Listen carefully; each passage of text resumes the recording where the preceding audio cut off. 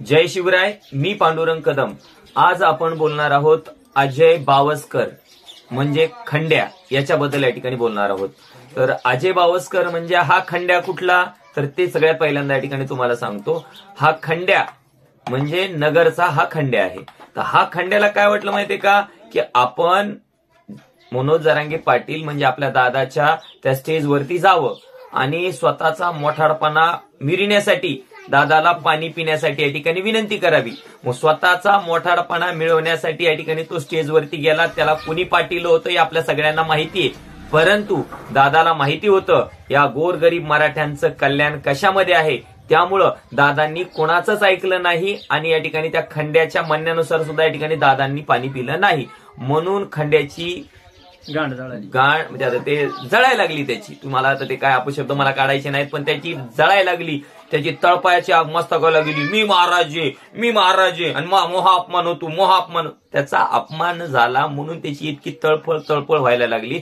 अरे हे मूर्ख माणसा, जो माणूस स्वतःचा जीव जाळायला लागलाय, स्वतःच्या जीवाची पर्वा करत नाही, ते तुझ्यासारख्या खंड्याची काय पर्वा करणार आहे. अलग लक्षामध्ये. आणि तू म्हणायलास की त्याने तुकाराम महाराजांचा अपमान केला, तर दादा जे आहेत ते संत तुकाराम महाराजांचा सुद्धा आदर करणार आहेत, छत्रपती शिवाजी महाराजांचा सुद्धा या ठिकाणी आदर करणार आहेत.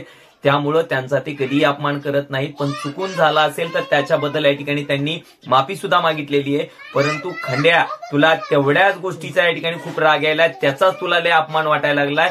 परंतु खंड्या, तुही काहीच अवकात नाही. तो इतिहास खूप आहे माझ्यापटी आणि माझ्याजवळ तुझा इतिहास आहे. तुझी एक व्हिडिओ क्लिप सुद्धा माझ्याजवळ आहे.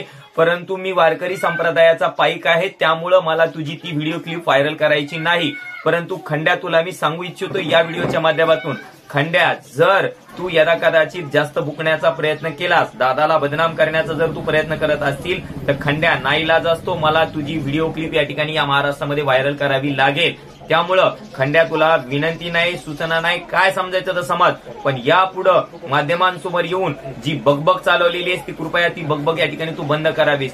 मला एक सांगा, खंड्याचा इतिहास सांगतो तुम्हाला. या ठिकाणी तो सांगतो की मी 2006 पासून या ठिकाणी मराठा समाजासाठी आंदोलन करतोय. मला सांग, तुझी एखादी बातमी तरी आहे का नगर जिल्ह्याच्या साध्या वर्तमानपत्रामध्ये सुद्धा या ठिकाणी तुझी बातमी आहे का एक तरी, की ज्याच्यामध्ये या ठिकाणी खंड्याचं म्हणजे अजय बावस्करचं नाव आहे अशी एकही घटना या ठिकाणी तुम्हाला कोणत्याही वर्तमानपत्रामध्ये या ठिकाणी पाहायला मिळणार नाही की यांनी या प्रकारचं आंदोलन केलंय. दुसरी महत्वाची गोष्ट, हा खंड्या काय करीत होता, पहिला इतिहास या ठिकाणी तुम्हाला सांगतो. हा खंड्या भिसी चलित होता. भिसी कळती ना, लोकांचे पैसे एकत्र करायचे. भिसी सगळ्या आपल्या सर्वांना माहिती आहे. तो भिसीचं काम करायचा आणि या भिसीच्या कामामध्ये त्यांनी लोकांचे पैसे लुटले आणि मग लोकांनी याला कोंडून हाणलं होतं. हा या खंड्याचा इतिहास आहे. आणि हा काय आता तुकाराम महाराज, संत तुकाराम महाराजांबद्दल या ठिकाणी आम्हाला शिकवण देणार. हा खंड्या जो गोरगरीब लोकांना या ठिकाणी फसवतो, त्यांच्या पैशाची लुबाडणूक करतो, त्यांना लुटतो, असा हा खंड्या आहे. या खंड्याने पहिल्यांदा संभाजी ब्रिगेडमध्ये काम केलं, नंतर प्रहारमध्ये काम केलं. या खंड्याचे लय कारनामे आहेत. त्यांनी या ठिकाणी त्याच्यावरती एका लहान अल्पवयीन मुलीवरती अत्याचार केल्या संदर्भातली एक केस सुद्धा या ठिकाणी याच्यावरती दाखल आहे आणि ती मिटवण्यासाठीच ही हरामखोर अवलाद या ठिकाणी तिकडं पक्षांतर झालेली आहे दादांच्या विरोधामध्ये, म्हणजे या ठिकाणी बोलण्याचं काम या ठिकाणी ही हरामखोर अवलाद खंड्या नावाची या ठिकाणी करत आहे. तरी हे सगळ्या लोकांना माहिती आहे. परंतु या खंड्याला काय झालं माहिती, तुम्ही पत्रकार परिषद पाहिली असेल, त्या खंड्याला वाटेल मी काय बोलू आता मला काय, ही इतका उत्सुक झालाय तो खंड्या. म्हणजे एक जसे एक म्हण आहे बघा मराठीमध्ये, कावळ्याच्या हाती कारभार आणि हागून केला घाण दरबार, असा या ठिकाणी तो खंड्या आहे. त्या खंड्याच्या हातात चुकून माईक आले, मग त्या खंड्याला वाटवलं मी काय बोलून काय नाही बोलू, मी काय. अरे तर खंड्या, मला लय शाद्या वाटायला तुला. म्हणजे कसं आहे माहितीये का, तू महाराजेस रे, म्हणून तुला जरशा घाण शिव्या देता येणार नाही तर माझा लय शिव्या द्या वाटायला तुला. घेऊयात.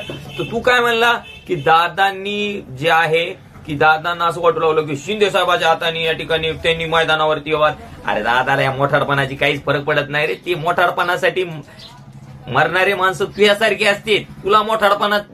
तुला जी मोठारपणा चोदायची सवय नाही ती तुला आहे, आमच्या दादाला नाही. काय फरक पडत नाही आम्हाला. अलग लक्षामध्ये, आमच्या दादाला मोठारपणाची गरजच नाही. अरे जो माणूस भर स्टेजवरून सरकारला जर आईमाईवर शिया देऊ शकतो त्याला मोठारपणा लागत असतो का. मोठारपणा तुझ्यासारख्या चुत्या माणसाला या ठिकाणी लागतो. तुला अपमान सहन होत नाही म्हणून या ठिकाणी तुला एवढी या ठिकाणी या माध्यमासोबत येऊन भुकायला लागला असतो. आणि पुन्हा दुसरी महत्वाची गोष्ट, तू काय म्हणायला लागला की जरांगे पाटलांचा एक व्हिडिओ कोणता व्हिडिओ दाखव ना तू आम्हाला, कोणता व्हिडिओ आहे तू. अरे दादाच्या बाबतीत तू बोलूच नको. तू हा व्हिडिओ जर दाखिला ना मग मात्र या ठिकाणी लय खेळ वासन. त्याच्यामुळे तुला विनंती, तू काय दादाचा व्हिडिओ ना चल टाक, कोणाला टाकायचं तर कोणत्या लाईव्ह दाखवण्या एखाद्या चॅनलवरती. तो काय 1.5-2 मिनिटाचा व्हिडिओ जो आहे ना तो काय तू या ठिकाणी दाखव. तो हा 3.5 मिनिटाचा व्हिडिओ माझ्यापाशी आहे, ते दाखिल्यावर काय होईल ते या ठिकाणी त्याचा मात्र या ठिकाणी तू विचार कर. परंतु मी कसं तू वारकरी संप्रदायाशी संबंधित आहेत म्हणून या ठिकाणी तुम्हाला व्हिडिओ मार्केटमध्ये या ठिकाणी काढावासा वाटत नाही आणि मी तो काढणारही नाहीये. मला खूप जणांनी विनंती केली व्हिडिओ पाठवा, पण मी या ठिकाणी कोणालाही पाठवणार नाही. पण जर तू तुझं बुकनं बंद केलं नाही तर मला या ठिकाणी नाईलाज असतो, व्हिडिओ या ठिकाणी तो बाहेर काढावा लागेल. आणि पुन्हा तू काय म्हणायला लागला की जरांगे पाटलांना हांजी हांजी करणारे लोक आवडतात. जरांगे पाटलांना हांजी हांजी करणारे लोक आवडतच नाहीत. तुझ्यासारखे 10-5 जणांना या ठिकाणी मोठाडपणा आवडतो. दादांना कोणाला मोठाडपणा द्यावा वाटत नाही, कारण दादांना गोरगरीब मराठ्यांच्या लेकराचं कल्याण करायचंय. दादा मायासारख्या सामान्य माणसाला गेल्यानंतर सुद्धा या ठिकाणी जय शिवराय घालतात. त्याच्यामध्ये आता मी कोण आहे, मी एक फाटका माणूस आहे. तुला पाहिले असेल तुझ्याकडे चांदीच्या असतात, माझ्याकडे तुझ्याकडे सोन्याच्या मुद्दे असतात.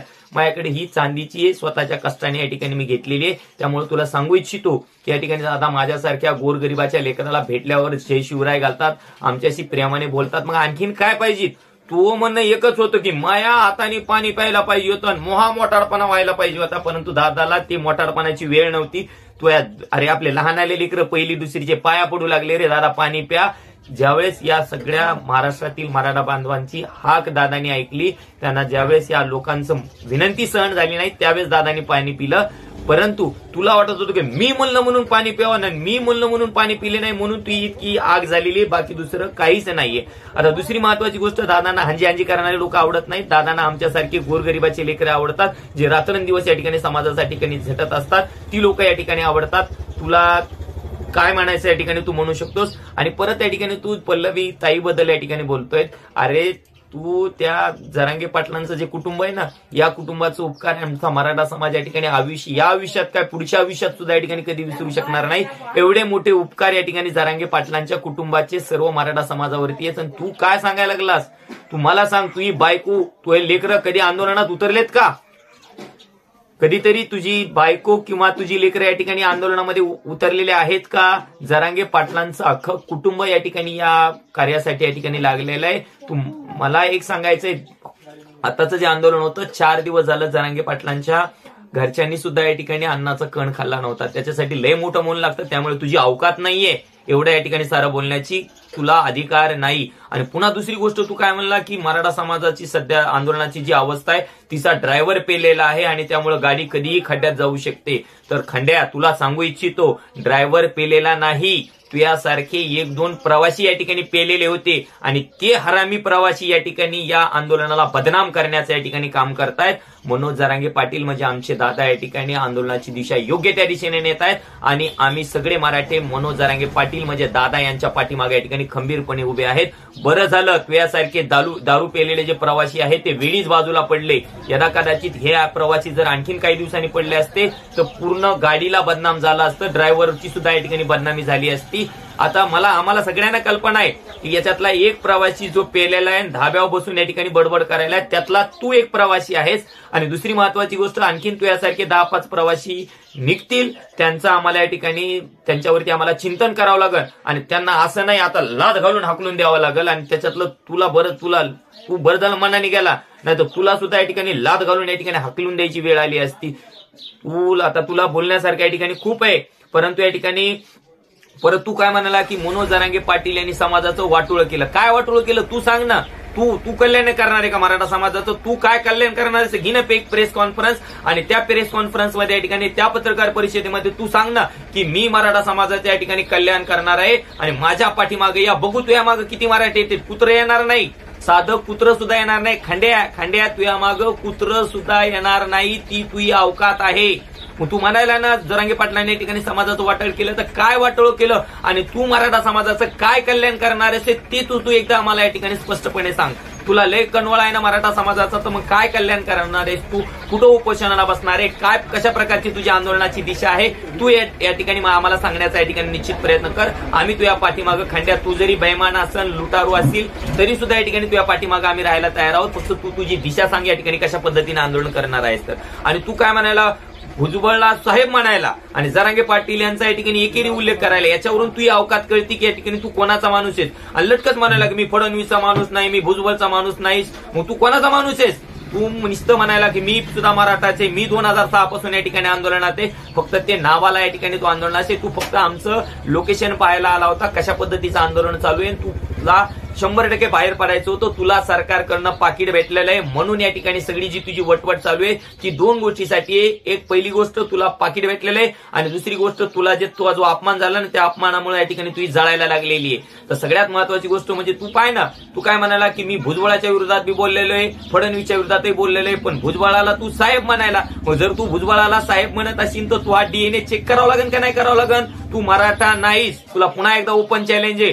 तू ही डीएनए टेस्ट करण्याची जबाबदारी सकल मराठा समाज, महाराष्ट्र राज्यातील सकल मराठा समाजाची ती जबाबदारी आहे. तो पूर्ण खर्च या ठिकाणी सकल मराठा समाज घ्यायला तयार आहे. तो हा डीएनए चेक 100% व्हायला पाहिजे. तू 100% नाही, 101% या ठिकाणी तू मराठा नाहीस याची आम्हाला खात्री आहे खंड्या. त्यामुळे तुला पुन्हा एकदा विनंती आहे की तुझी जी लावलेली वटवट आहे तू बंद करण्याचं काम कर. लय त्रास व्हायला रे आमच्या लेकरा बाळायला, लय शिव्या द्यायला लेकरं माहिती, अतिशय घाण भाषेमध्ये या ठिकाणी लेकरं शिव्या द्यायला लागलेले आहेत. परंतु काय कसं आहे, आम्ही या ठिकाणी या महाराष्ट्राची संस्कृती जपणारी लोक आहोत आणि त्यामुळं या ठिकाणी तुला सध्या तरी या ठिकाणी आम्ही आता सोप्या भाषेमध्येच उत्तर देण्याचा प्रयत्न करू. निश्चितच तुला सविस्तरमध्ये आणखीन बोललं जाईल. तू तसा थांबतो. जय जिजाऊ, जय शिवराय, एक मराठा लाख मराठा.